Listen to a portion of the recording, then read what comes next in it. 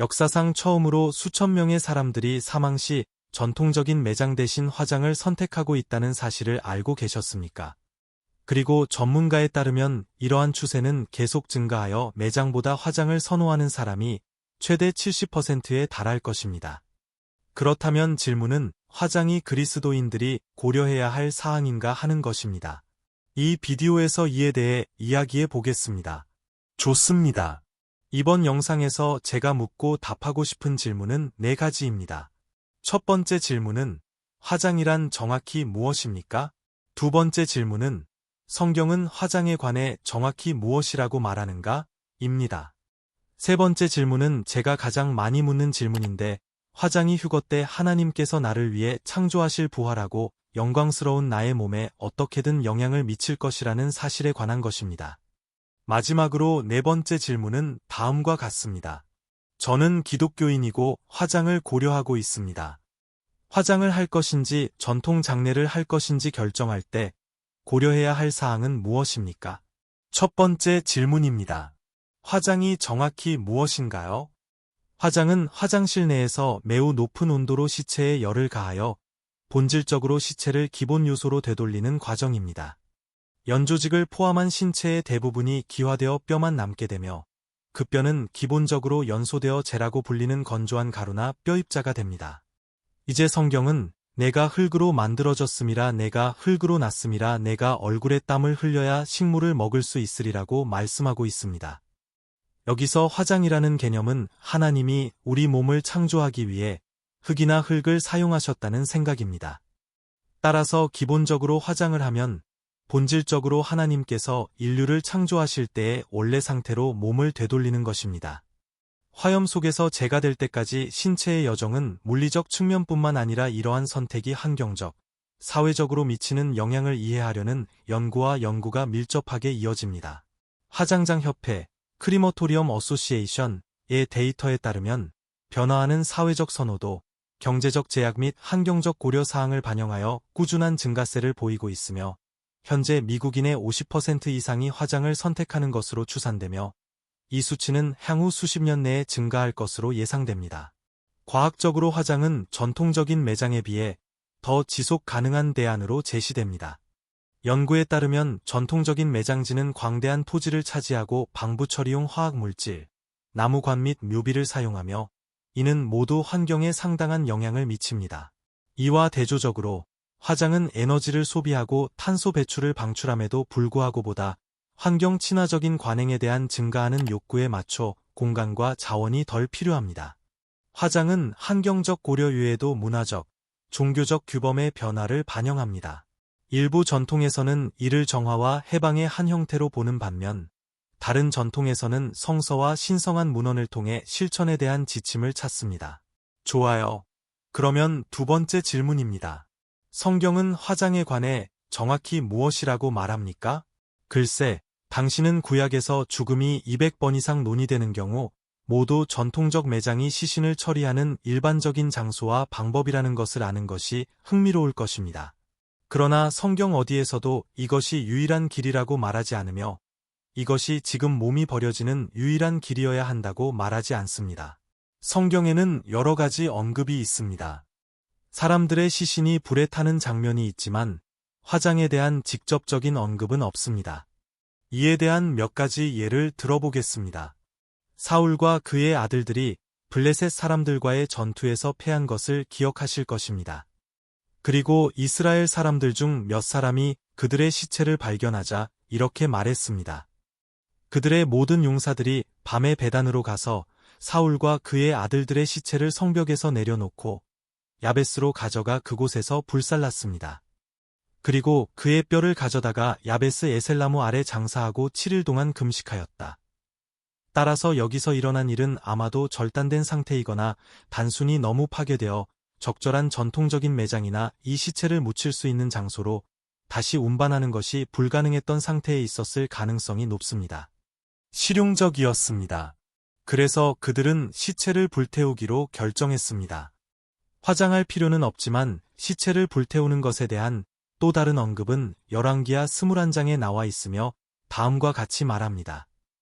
그리고 마지막으로 열왕기하 23장에서 9절 6장과 20절에는 다음과 같이 기록되어 있습니다. 요시야가 돌이켜 산 기슭에 몇 개의 무덤이 있는 것을 보고 그 뼈들을 빼내라고 명령하여 베델 제단 위에서 불살라 더럽혔습니다. 그리고 20절에서는 이렇게 말합니다. 이방 성소의 제사장들은 자기 제단에서 처형하고 사람의 뼈를 제단 위에서 불살라 그들을 더럽히니라. 따라서 다시 한번 이것은 시체가 불에 타는 것에 대한 언급이지만 열왕기하 23장에 묘사된 사건에 대한 이야기에서 사망 시 누군가를 화장하는 과정이나 개념에 대한 직접적인 언급이나 언급은 없습니다. 9절 6, 20 요시야 왕의 행동은 유다 왕국의 격렬한 종교 개혁 시기를 반영합니다. 상징과 의미로 가득 찬 성서 역사의 이 순간은 장례 관습의 복잡성과 유다 왕국의 문화적, 영적 맥락 내에서의 역할을 조명합니다. 시간 요시야는 예배를 정화하고 토라의 교훈에 대한 엄격한 준수를 회복하겠다는 결심으로 이교 예배 장소에 대해 활발한 캠페인을 벌였습니다. 베델의 제단에서 인간의 뼈를 불태우는 행위는 종교적 반대의 표현일 뿐만 아니라 가증스러운 것으로 간주되는 모든 관습의 흔적을 근절하려는 시도였습니다. 이 행위는 선택된 장례 관행이나 그 자체의 의식으로서의 화장과 직접적으로 관련이 있지는 않지만 종교적 맥락에서 시신을 조작하는 것과 정화 및 모독에서 불의 강력한 상징을 강조합니다. 과학적으로 화장에는 효율성과 환경 영향 측면에서 모두 연구된 과정이 포함됩니다. 고고학 및 인류학 분야의 연구자들은 역사 전반에 걸쳐 다양한 문화에서 시신을 어떻게 처리하고 어떤 화장 방법을 사용했는지 탐구했습니다. 이러한 연구는 단순한 야외 장작더미부터 유해 가스 배출을 최소화하는 현대식 화장 시설에 이르기까지 다양한 관행을 보여줍니다. 성경적 관점에서 볼 때 뼈와 유해를 다루는 일은 심오한 영적 의미를 담고 있습니다. 숫자로 19절 16절에는 죽임을 당해 장사된 자를 만지는 자마다 7일 동안 부정할 것이라고 했습니다. 이 구절은 죽음을 의식적인 분리를 강요하고 정화를 요구하는 것으로 보는 관점을 강조합니다. 그러나 죽은 자를 다루는 행위로서 화장이 직접적으로 언급되지는 않는다. 성경에 언급된 내용을 기독교 원칙 내에서 해석하고 적용할 여지를 남겨두었지만 흥미롭게도 현대 과학은 화장, 특히 환경 보존과 관련하여 화장에 대한 새로운 관점을 제시합니다. 전통적인 매장과 화장 사이의 비교 환경 연구는 후자가 어떻게 보다 지속 가능한 대안으로 간주될 수 있는지 강조하며 묘지용 토지 사용 및 강력한 온실가스인 메탄을 방출하는 시체 분해와 관련된 생태 발자국을 줄입니다. 그러므로 화장을 둘러싼 내러티브는 성서적 성찰과 과학적 통찰력이 얽혀 있어 단순한 시신 처리를 초월합니다. 그녀는 현대적 맥락에서 순수성, 기억, 정체성, 영적 연속성에 관한 근본적인 질문을 다루고 있습니다. 매장과 화장 사이의 선택은 종교적 신념, 환경적 고려사항, 개인적 욕구 등 다양한 요인의 영향을 받습니다. 따라서 신앙과 과학 사이의 대화는 전통에 대한 존중과 현대 세계의 요구에 대한 적응을 모두 반영하면서 계속해서 장례 관행을 형성하고 있습니다. 이제 많은 분들이 궁금해하시는 세 번째 질문으로 넘어가겠습니다. 이것이 부활한 나의 몸에 어떤 영향을 미치는지에 대한 것입니다. 이것이 휴거 때 하나님께서 나에게 몸을 주실 때 내가 갖게 될 몸에 어떤 영향을 미치며 이 모든 일에는 어떤 일이 일어날까요? 자, 우리의 영광스러운 몸에 관해 성경이 말하는 것을 읽어봅시다. 고린도전서 15장에서는 죽은 자의 부활도 이와 같다고 했습니다. 땅에 있는 우리의 몸은 죽을 때 땅에 묻힌 것이나 다시 살아나 영원히 살 것이라고 했습니다. 우리 몸은 굴욕 가운데 묻혔지만 영광 가운데 다시 살아날 것입니다. 그들은 약함 속에 묻혀 있으나 강건함을 살아나리라. 그들은 육적인 인간의 몸으로 묻혔으나 영적인 몸으로 부활하게 될 것입니다. 자연적인 몸이 있는 것처럼 영적인 몸도 있기 때문입니다. 그래서 사람들은 그런 질문을 하고 저는 이런 질문을 많이 받습니다. 이봐, 내가 화장하기로 결정하면 하나님은 어떻게 내 몸을 다시 합치실 거야? 글쎄요, 하나님께서 태초에 인류를 창조하실 때 흙과 흙을 사용하셨다는 사실을 다시 한번 상기시켜 드리겠습니다. 그렇다면 하나님께서 흙과 흙을 사용하여 인간을 창조하셨다면 하나님은 흙이나 재를 사용하여 그의 몸을 재창조하실 만큼 능력이 있으시다고 생각하지 않습니까? 그것이 첫 번째입니다. 하지만 두 번째는 사람의 몸이 파괴될 수 있는 방법은 다양하다는 사실을 생각해보면 사자에게 잡아먹힐 수도 있고 바다에 있는 상어에게 잡아먹힐 수도 있고 날아갈 수도 있다는 것입니다. 전쟁터에 나가면 화상을 입을 수도 있지 않습니까? 그러므로 하나님은 우리 몸이 처리되는 방식에 있어서 이러한 것들에 제한을 받지 않으십니다. 그분은 우리가 영원히 가질 몸을 재창조하실 수 있는 능력에 제한이 없으십니다. 그러나 이해해야 할 가장 중요한 것은 사람이 죽은 기간에 따라 우리 모두는 어느 시점에서는 시간에 따라 어쨌든 우리 몸 전체가 재로 분해된다는 것입니다. 과학을 살펴보면 연조직이 분해되는 것을 볼 수 있습니다. 때로는 그보다 더 오래 걸릴 수도 있습니다. 그러다가 우리 몸 전체가 완전히 분해되어 뼈대만 남게 되는 데에는 수개월에서 수년이 걸릴 수 있습니다. 나는 이것을 골격화라고 부릅니다. 따라서 관이 놓여진 땅이나 관 등에 따라 우리의 골격이 수십 또는 심지어 수백 년이 걸릴 수 있지만 우리 몸이 가루로 완전히 분해되는 데는 수십 또는 심지어 수백 년이 걸릴 수 있습니다. 그러니 사람이 죽은 기간에 따라 현실은 어쨌든 우리 모두가 먼지 속에 남게 될 것입니다. 그렇죠. 당신이 죽고 주님이 다시 오시지 않는 한 아마도 다음 날이나 다음 해 아니면 뭐든지 될 것입니다. 좋아요. 요점은 하나님께서 영광스러운 몸을 재창조하시는 그분의 능력과 관련하여 우리 몸이 버림받는 방식에 제한을 받지 않으신다는 것입니다. 분해에 대한 과학적 연구에 따르면 분해 과정은 온도, 습도, 미생물 존재 등 다양한 요인에 의해 영향을 받습니다. 이러한 연구는 생물체의 사후 분해, 화석화 및 보존 과정을 연구하는 과학인 테파노미 연구를 통해 확증됩니다. 그들은 시간이 지남에 따라 인체가 어떻게 더 단순한 구성 요소로 분해되고 기간에 따라 엄청나게 달라질 수 있는 과정을 통해 결국 다시 지구의 일부가 되는지 설명합니다. 동시에 경전은 육체적 삶의 덧없음과 영생의 약속에 대해 위안이 되는 통찰력을 제공합니다. 고린도전서에서는 15절 42대 44절 바울은 죽은 자의 부활을 말하되 죽은 자의 부활도 그러하니 몸은 썩은 것으로 심고 썩지 아니할 것으로 다시 살며 욕된 것으로 심고 영광으로 다시 살며 약한 것으로 심었으나 능력으로 부활하고 육의 몸으로 심음에 신령한 몸으로 부활하리라. 이 구절은 육체는 죽어 흙으로 돌아갈 수 있지만 물질성을 초월하는 존재의 형태, 즉 모든 신자들에게 약속된 영원한 영적 존재가 있다는 기독교 신앙을 반영합니다. 그리고 이번 영상에서 다룰 네 번째이자 마지막 질문은 화장이 나에게 적합한지 어떻게 결정하나요? 입니다. 이제 이것이 당신이 고려하고 있는 것인지 아니면 당신이 아는 누군가가 그것을 가능한 옵션으로 고려하고 있는지 스스로에게 물어봐야 할 몇 가지 질문이 있습니다. 무엇보다도 당신이 죽었을 때 사람들이 어떤 장례를 치르고 어떤 축하를 해주기를 바라시나요? 그렇죠. 왜냐하면 항아리 안에 있다면 한 위치에서 다른 위치로 이동할 수 있기 때문입니다. 하지만 묘비 같은 것이 있는 묘지에 무덤에 묻혀 있다면 때로는 그곳이 사랑받는 장소가 될 수 있습니다. 사람들은 돌아올 것이다. 이제 우리는 당신의 몸은 거기 있고 당신의 영혼은 사라졌다는 것을 압니다. 그러나 때로는 사랑하는 사람들이 무덤으로 돌아가서 당신에 대한 멋진 추억을 가질 수 있다는 사실이 위안을 주기도 합니다. 화장을 옵션으로 선택한 경우에는 불가능합니다. 같은 맥락에서 다시 한번 말씀드리지만 단지 항아리를 갖고 싶으신가요?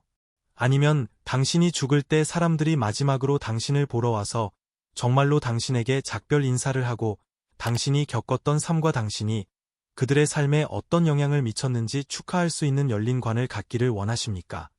고려해야 할 또 다른 사항은 전 세계에서 여행하는 가족이 있는지 여부에 따라 그들이 송별회에 참석하기 편리하도록 만들고 싶다는 것입니다. 많은 경우 전통 장례를 치르기로 결정하면 당신을 아는 모든 사람이 결정을 내려야 하기 때문입니다.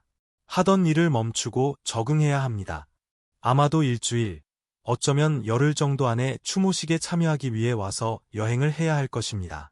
왜냐하면 몸이 부패하고 있기 때문입니다. 6피트 아래로 내려가기 전까지만 특정 상태에 오랫동안 머물 수 있습니다. 물론 성서에서는 죽은 후 시체를 처리하는 방법으로 화장을 명시적으로 언급하지 않습니다. 따라서 화장을 직접적으로 금지하거나 구체적으로 승인한 바는 없습니다. 성구, 성서에 나오는 장례 풍습에는 일반적으로 시체를 매장하는 일이 포함됩니다. 예를 들어 아브라함, 이삭, 야곱, 요셉과 같은 구약의 유명한 인물들이 묻혔습니다. 신약에서는 예수 그리스도의 몸이 무덤에 장사되었습니다. 성경에는 화장에 대한 직접적인 언급이 없기 때문에 일반적인 기독교 원칙과 교회 전통에 기초한 해석을 하게 됩니다. 어떤 사람들은 몸이 성령의 전으로 보이기 때문에 고린도전서 6장 19대 20절, 죽은 후에도 몸을 존중하고 존중해야 한다고 주장합니다. 이것은 전통적인 매장을 선호할 수 있습니다. 그러나 다른 사람들은 육체는 어차피 흙으로 돌아가기 때문에 너는 흙이므로 흙으로 돌아갈 것이니라. 창세기 3장 19절, 화장이 이 자연적 과정의 속도를 높이는데 적합한 방법이라고 주장합니다. 존경을 가지고 과거 일부 기독교 교파에서는 죽은 자의 부활을 믿는 이유로 화장을 제한했습니다. 우려되는 점은 화장이 어떻게든 부활을 막을 수 있다는 점이었습니다. 그러나 시간이 지나면서 이들 교파 중 다수는 하나님께서 죽은 후 육체의 신체적 상태에 관계없이 육체를 부활시키실 수 있다는 것을 인식하면서 자신들의 입장을 바꾸었습니다. 예를 들어 가톨릭 교회는 1963년부터 공식적으로 화장을 허용했습니다. 단, 부활에 대한 그리스도교 신앙에 어긋나는 이유로 화장을 선택해서는 안 된다는 조건이었습니다. 그러나 교회는 여전히 성스러운 방식이 아닌 방식으로 재를 뿌리거나 저장하는 것보다 시체나 재를 매장하는 것을 선호합니다. 그러므로 화장에 관한 결정은 종종 기독교 신앙의 맥락에서 개인의 분별력과 개인적인 신념에 맡겨집니다. 많은 사람들은 화장에 대한 선택이 정중하게 이루어지고 부활 교리를 부정하지 않는 한 받아들일 수 있는 것으로 간주한다고 믿습니다. 화장을 포함한 장례 관습 문제에 있어서 성경과의 일관성은 이 문제에 관해 예수 그리스도께서 주신 구체적인 지시나 해설보다는 기독교의 일반 원칙과 기본 신앙을 통해 더 많이 분석되어야 합니다. 복음서에 기록된 바와 같이 예수께서는 지상 봉사 기간 동안 화장이나 장례에 관해 명시적으로 언급하지 않으셨습니다. 그분의 가르침은 구원, 하나님 나라, 믿음, 사랑, 회개에 더 초점을 두었습니다. 기독교 신앙의 주요 관심은 하나님의 창조물이자 성령의 전인 몸을 존중하는 것입니다. 고린도전서 6절 19에서 20절과 죽은 자의 부활을 믿는 신앙입니다. 예수님의 부활은 기독교의 핵심이며 믿는 모든 사람에게 미래 부활에 대한 희망과 약속이 됩니다. 예수님의 무덤에 장사된 누가복음 23절 50대 56, 요한복음 19절 38대 42, 은 당시의 전통적인 장례 방식의 한 예이지만 성경적 맥락과 기독교 신앙 내에서 반드시 모든 시대와 문화에 대한 처방이 되는 것은 아닙니다. 더욱 일관된 것은 사후의 육체를 존엄하게 대하는 것과 부활에 대한 희망을 유지하는 것입니다. 화장하기로 한 결정이 고인에 대한 존중과 명예를 바탕으로 내려지고 시신의 부활에 대한 믿음과 모순되지 않는다면 그리스도인에게는 실행 가능한 선택으로 볼 수 있습니다. 초점은 죽음과 부활의 영적인 의미에 남아 있어야 하며 반드시 육신을 처리하는 방법에 있을 필요는 없습니다. 또한 교단의 전통, 가르침, 지침을 고려하는 것도 중요합니다. 또는 개인이 속한 특정 신앙 공동체에 따라 이러한 문제에 대해 다양한 해석이 있을 수 있습니다. 요약하면 화장이나 장례에 관한 성경과의 일관성은 예수님의 직접적인 지시나 특정 계명에 기초한 것이 아니라 오히려 존엄성, 신체에 대한 존중, 신앙이라는 기독교 원칙을 존중하면서 이러한 관행을 수행하는 접근 방식에 기초합니다. 부활에. 그러므로 형제 여러분, 이 네 가지 질문에 대한 답이 여러분에게 명확해지기를 바랍니다. 당신이 어떤 곳에 있고 우리 중 누구도 죽음에 대해 정말로 이야기하고 싶지 않다면, 그렇죠? 우리는 그것에 대해 생각하고 싶지 않습니다. 그렇죠? 하지만 당신은 내가 죽으면 어떻게 처리될지, 어떤 계획을 세우고 싶은지 고민하는 곳에 있을지도 모릅니다. 그리고 바라건대 이 네 가지 질문과 이 영상이 여러분이 현명한 결정을 내리는 데 있어 명확한 도움이 되기를 바랍니다. 다음 영상에서 만나요. 신의 축복이 있기를 바라며 친구들과 공유하고 좋아요와 댓글을 의견 아래에 남겨주세요.